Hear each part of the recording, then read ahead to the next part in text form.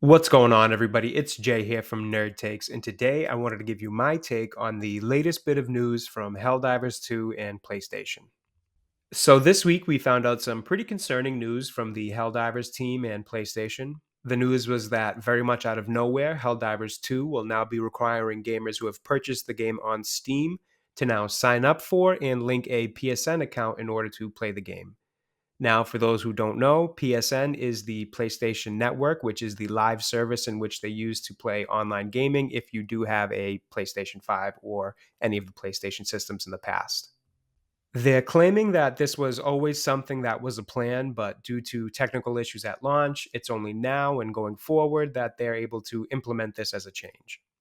They've set dates of May 6th as being the day that all new players will need to begin linking their accounts, as well as May 30th being the day that all players who have been playing on Steam all this time will begin to see the link form appear for their games, followed by a June 4th deadline for when they will have to have made that link.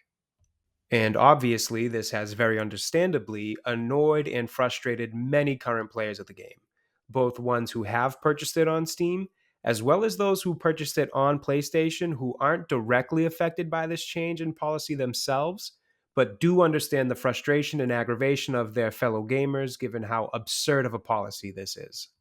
Now, Sony would like gamers to believe that this is a change based on quote unquote protecting our players and upholding the values of safety and security provided on PlayStation and PlayStation Studios games, which almost immediately the whole of the gaming world quickly and accurately pointed out that that is a total load of crap.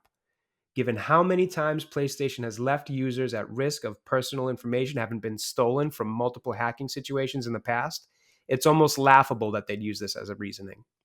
Steam players could make the argument that they're actually better protected by not having a PSN account, if we're being totally honest. On top of that, and just the general idea that forcing gamers who aren't even using a PlayStation 5 to sign up for this service is wrong, they're also going to run into an issue of PlayStation Network not being available everywhere in the world. There are some areas that don't have PlayStation Network where gamers may have purchased this game and have been playing this whole time, where now they're wondering what happens to their ability to play this game after the policy goes into effect. And now all of this has resulted in a lot of backlash from gamers who have quickly and rightfully voiced their opinion on the matter by writing reviews on Steam and voicing their opinions online to let Sony know just how strongly they disagree with this change. If I'm being honest, at this point, I don't personally think this is a fault of the Helldivers developers as much as it is Sony forcing their hand.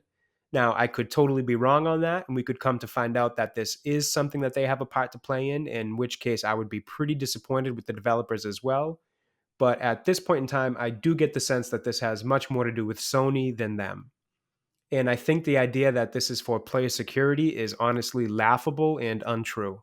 Personally, I think this is a decision by Sony made to drive users to their PlayStation network. Furthermore, I'd argue that it's just flat out wrong to force people to sign up for accounts after they've purchased the game and played it for a long period of time.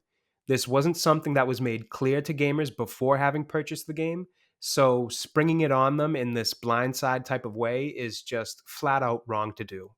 If they wanted to make this linking system thing a requirement for crossplay and make it optional, I think that would be one thing, although I find that to be completely unnecessary as well. But at least making it optional for players would give some kind of compromise or middle ground with such a disagreeable policy. But to go about it in this way not only turned players off from the game, but frustrated and annoyed them as well. And what's most disappointing about all of this is that Helldivers 2 is a great game. It's a ton of fun and has been one of the hottest games out there right now. And this is undoubtedly going to have repercussions on the game's player base. But that seems to be something Sony isn't concerned about for some odd reason. So here we are in this scenario where something that was going great has been knocked off the rails by a company that doesn't seem to really understand their customers. In other words, what else is new? Let me know what you guys think in the comments. Thanks for watching. I hope you enjoyed the video, and I'll be back again soon.